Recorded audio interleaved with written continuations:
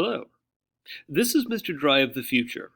Mr. Dry of the past apparently forgot that his last video cut off in mid-sentence. So it falls to Mr. Dry of the future to remedy that situation and wrap up the rest of the southern colonies and to discuss the first large-scale slave rebellion in American history. And of course, that rebellion is Cato's Rebellion, or also known as the Stono Rebellion. But we were talking about the South in general and how what's interesting is that right before the Civil War, the northern states outnumber the population of the southern states about 2 to 1. In other words, there are 2 northerners for every 1 southerner.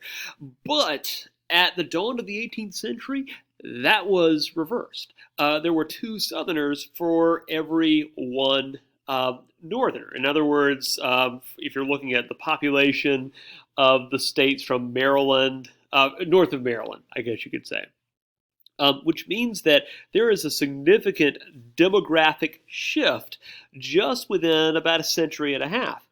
But remember that if you're looking at the population of the South, about 40% of the Southern population was enslaved. And of course, the tragic irony is that to Southerners, slaves wouldn't really even be counted as part of the official population, except when it politically advantaged those states. We'll actually talk about a situation, notably the 3/5 Compromise, in which Southerners actually wanted to count African slaves as part of the total population. All right, so a little overview about slavery. So what has been the case is that after Bacon's Rebellion, we see the large-scale growth of chattel slavery throughout the South. And remember that slavery, even up into the 1670s, 1680s, was still kind of a small institution. And it certainly wasn't an institution around that time period that was uniquely defined based upon race. There's this evolutionary process that happens in the 1600s, but by the 1700s, this is when we begin to see race-based chattel slavery predominate throughout the South. And what's interesting is that the one outlier among colonies, the colony of Georgia, is kind of the exception that proves the rule, interestingly. We'll touch on that in just a second.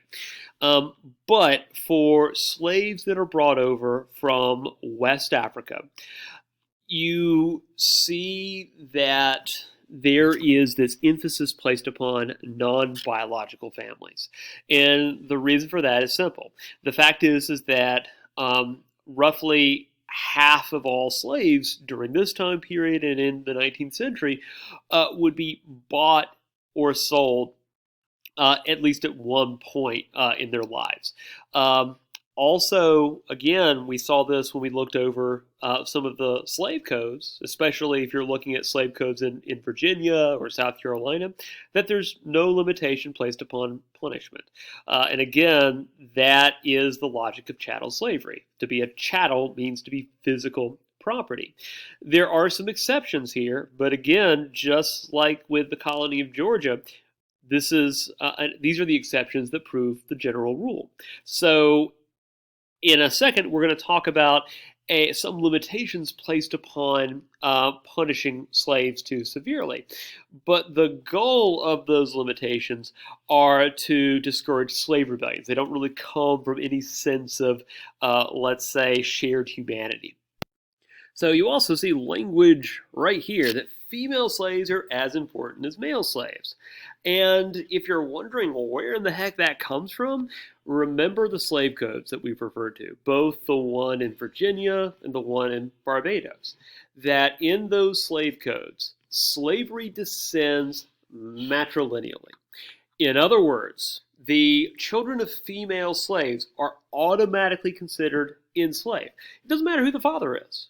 By law, children of female slaves are themselves slaves. So that is, again, if you look at the cruel economics of slavery, that is considered a cheaper way to increase the number of slaves that a planter owns. Also, though, one of the things we'll talk about and see examples of is that periodically the transatlantic slave trade comes to a close. And in the early 1800s, the British Royal Navy actually declares war on the slave trade, which means that periodically the Western Hemisphere, and the United States specifically, will be cut off from basically the slave trade for long periods of time. And so what happens is that those female slaves are prioritized because they naturally, just by having children, naturally increase the slave population.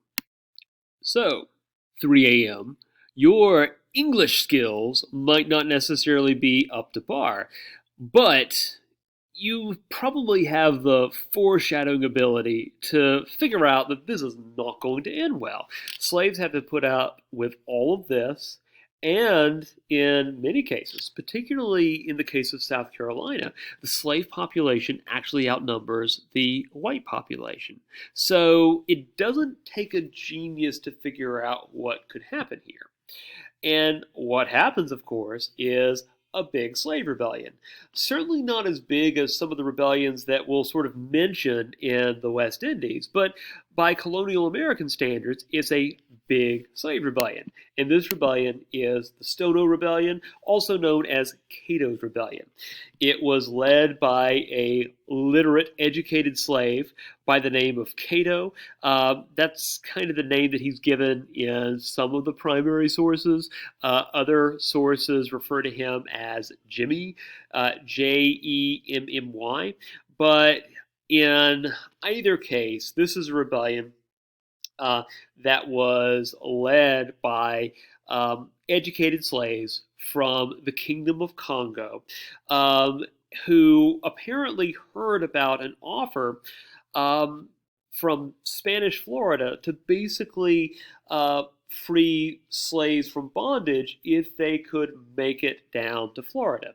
Remember that during this time period, the Spanish were still a force to be reckoned with. The Spanish colonized the east coast of what is now the United States first with their fort in St. Augustine, and by golly, they actually used that fort as a staging ground to make raids and incursions against the other major European powers. The Spanish are not the powerhouse they used to be in the 1500s and 1600s, but they're still a powerful enough presence in Florida to at least troll the English. And what better way to troll the English than by offering emancipation to slaves of English aristocrats in South Carolina? So Cato leads a group of about 19 other followers and attacks a country store in South Carolina. Now, it's not the fact that they attack a store that's significant. It's significant because they actually take the guns and ammunition that is sold there. And with those weapons, they basically form a rebellious group, I guess you could say, and they begin marching down south. Now, the end goal, of course, is to actually travel to Florida, where they would presumably be emancipated. What actually happens, though, is that along the way, they liberate slaves on plantations, destroy about a dozen plantations along the way, and kill something like 20 white people, causing the normally calm and collected legislature in South Carolina — that's kind of sarcasm, by the way, or facetiousness — to almost go apoplectic. They hire a militia group and equip it with the best weapons and equipment the money can buy, and this group confronts Stono and his group of followers, Cato and his group of followers near the Stono River in South Carolina. To say that the result was a massacre doesn't really do it justice, because not only are Cato and his followers wiped out, but just to literally, just to emphasize the point, the heads of the slaves are placed upon spikes, and mounted alongside the roads leading to Charleston. You have almost like this Old Testament display, or almost like this scene from the movie Spartacus, that's there to serve as a reminder of what happens to slaves that rise up in rebellion. So, on the one hand, you have this very heavy-handed response, and I don't think that even does it justice. On the other hand, you do see some significant legislative changes. One of the concerns is that, at least for South Carolinians, most notably the planters of South Carolina, is that you have a large slave population during this time period that knows that life can be better. So Cato and a lot of his followers were actually from Congo. And believe it or not, they were Catholic Christians before they were sold into slavery, and had a fair amount of experience with how life could be different. One of the perverse things about slavery is that slavery tended to work efficiently, not morally, but efficiently, when there was a large slave population that had no knowledge of what life was like not a slave. And of course, when individuals realized that, the grass could be greener on the other side, a lot greener on the other side, they were more likely to rise up in rebellion. Also, the fact that Cato was rumored to be literate. Also, let's say, creates this, let's say, hostility that the planters have towards literacy and education. So what happens is that South Carolina passes laws that make it a felony to actually teach slaves to learn how to read and write. Also, you have laws that prevent or rather, it places a moratorium or a pause on the transatlantic slave trade for about 10 years. Again, the goal there is to make sure that a sizable enough proportion of the slave population is actually born in the American colonies, so that they have no idea that life can be any better, or that they have no idea of what not being a slave is like. You also have laws that required at least one white for every 10 slaves on plantations. So Cato's Rebellion is the first large-scale example of a slave rebellion in U.S. history, and it fails. And we're going to talk about a lot of other slave rebellions that fail, whether you're talking about Nat Turner's rebellion or Denmark Vesey's attempted rebellion. They all fail. And the question is why? There are actually numerous examples of successful rebellions in the West Indies. So, 3 a.m. wake up. What I would like you to do is to look at your portfolio and answer this question. Why don't slave rebellions in U.S. history work? You might have to do a little bit of outside research, but really what I want you to do is I want you to create a thesis. A historically defensible thesis, gee, I wonder where I'm getting that from, that answers the question. And you don't necessarily have to agree with the question. You can make the argument that, in fact, slave rebellions do work in U.S. history. And by the way, I think that there's a very good case that can be made that they are ultimately successful depending upon how you define a slave rebellion. But I want you to answer that question. What makes a slave, or why do slave rebellions in the U.S. Ultimately fail? So I didn't actually paint the lecture hall while I was doing this video. Just a little change of scenery here at the very end. But I did want to review something with you guys, and that is, when you're answering this question in your portfolio, remember that a thesis statement is only about a sentence or two. It doesn't have to be an elaborate response. Again, I'm just trying to encourage you guys to take a stand and to briefly outline some reasons. We'll go over that question a little bit more in class, and to be honest, we'll revisit it throughout the course because it's kind of an important question. Um, but to the question of slavery, let's return briefly to a class of people who dominate the political and economic systems in the South. And that is, of course, the amorphous planter class. This small group of individuals in Virginia and South Carolina, throughout the South in general, who kind of own everything. And again, these planters are wealthy because they own these large plantation estates in which they're growing cash crops, predominantly through the aid of slave labor. And again, the measurement or how we determine who is or isn't a planter is usually based upon the amount of land that they own and the number of slaves they have to work that land. So periodically, I like to kind of provide examples of who the planters are, because when you're talking about social classes, I think it's very often helpful to put a name and a face to it. So I present to you Robert Carter the First. No, he's not a king. Well, actually, that's not quite true, because eventually he gets the nickname Robert King Carter the First. Not because he's royalty, but because he just owns a heck of a lot of land in Virginia. About 20,000 acres. I don't know this for sure, but I'm assuming that most home sites in the United States occupy anywhere from an acre or two. So 20,000 acres is an enormous amount of land. And that's kind of what distinguishes the planter class, is the amount of land that they own.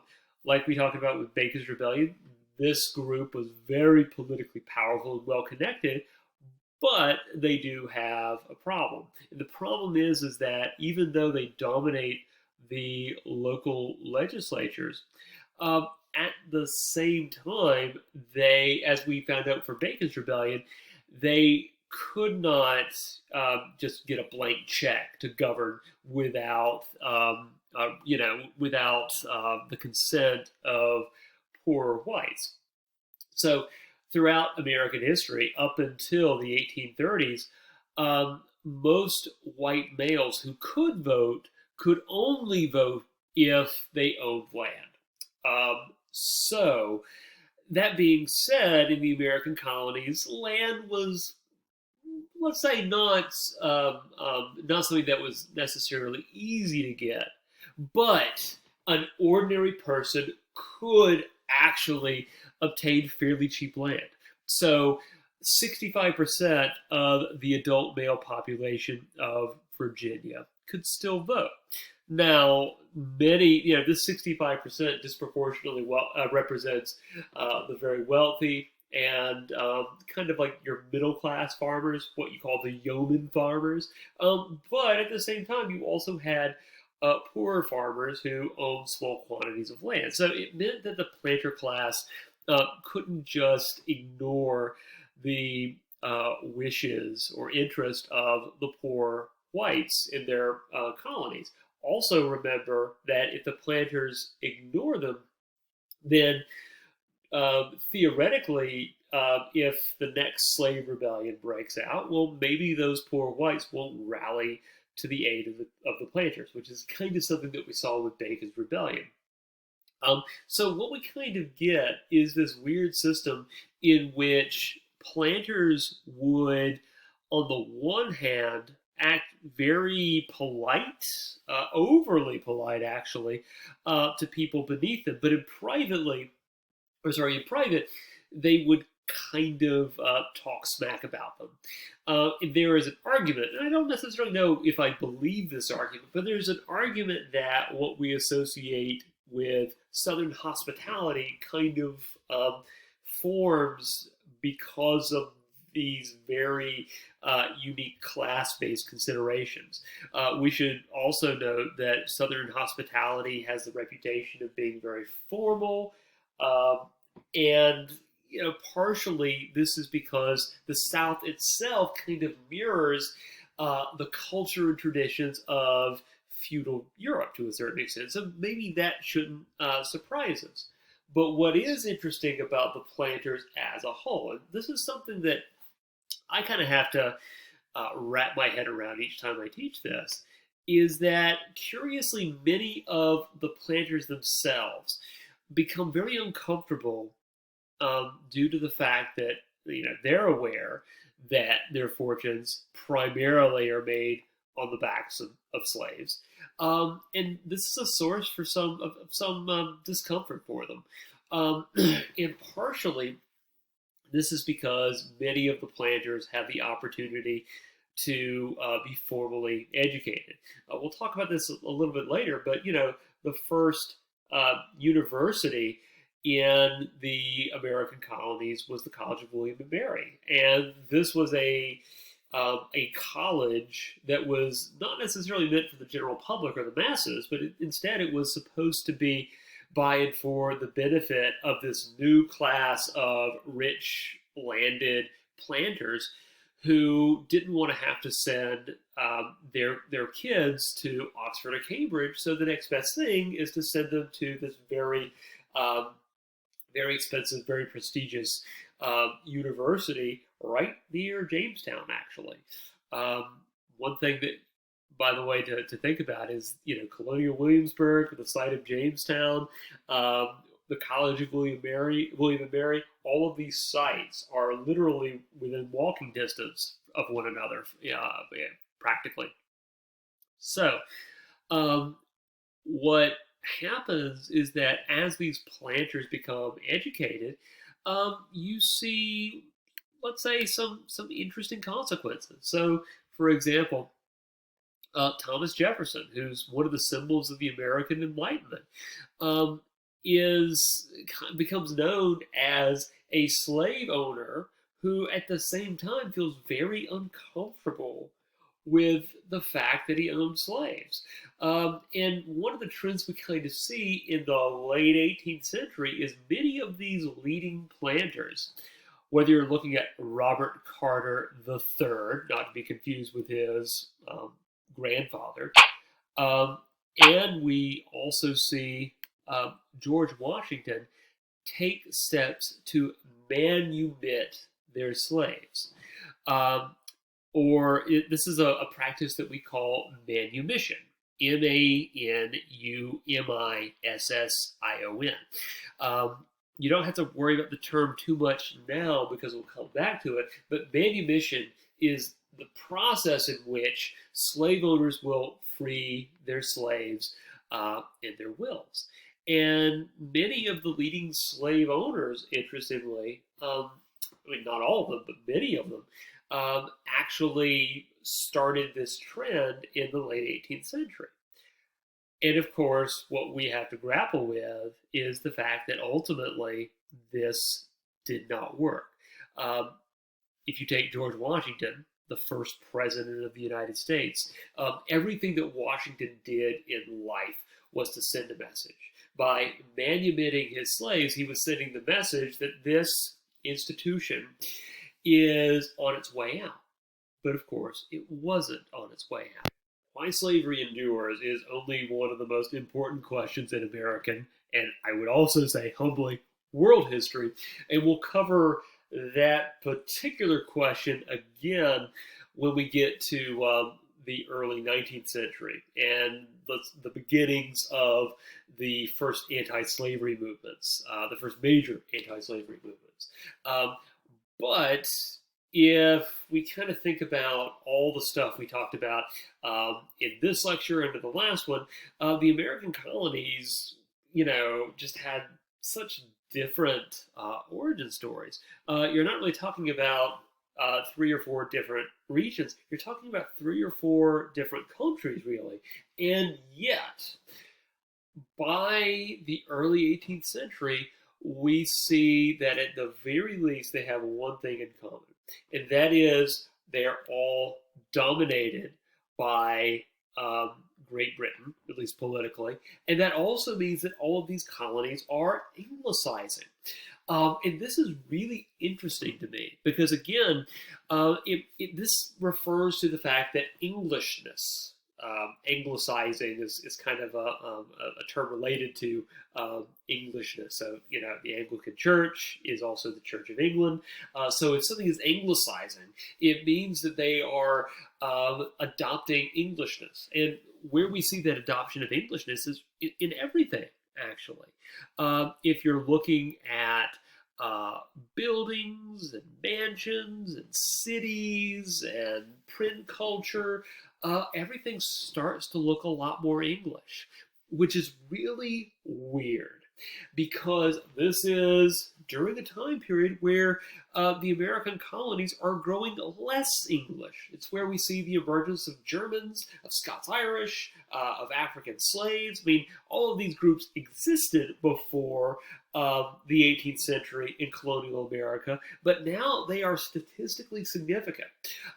So there's just this fascinating story of as the colonies become less English in terms of origin and demography and ethnicity, they're growing more English in terms of culture. And to a certain extent, that might just be because of the material culture of the colonies. So if you were a wealthy person, like George Washington, who was a pretty wealthy guy, you advertised that wealth by buying the latest English goods, products, and services. That kind of advertised the fact that you'd made it as a blank, whether that blank is being a merchant or a wealthy farmer, but just to show you how far George Washington took this. George Washington actually had a guy that he paid, I think full time, to be his agent in London. An agent kind of sounds like dignified, right? But this agent, their job was to, among other things, buy the latest English toys for Washington's stepchildren over Christmas. And this wasn't all that rare either. Again, Englishness is affecting English customs and traditions was kind of a way of advertising the fact that you had made it. And when we're talking about the Scots-Irish and the Germans, maybe that's the point. The fact is that human beings can be kind of snobbish, right? And as you start to see this large population of people flooding into the West, suddenly, maybe a explanation for this is the fact that a lot of these colonial elites are looking to kind of distinguish themselves, separate themselves from the rest of the population, including these newcomers. But this contrast between people living on the coast and people living on the frontier is a pattern we're going to see more and more in this course.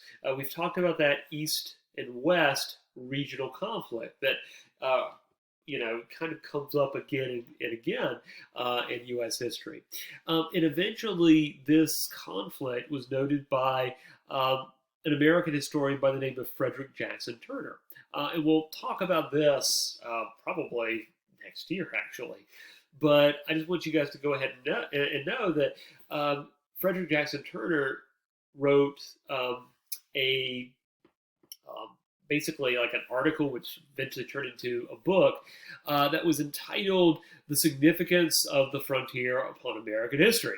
And his thesis was that the frontier is the most significant thing in American history because it means that American culture is always dynamic and it doesn't remain static like you see, or at least like Jackson characterized the culture of Europe. That the fact that you always had this conflict and interplay between parts of the frontier and these more settled coastal regions means that American culture is always dynamic and always kind of at odds with itself, at least so long as the frontier exists.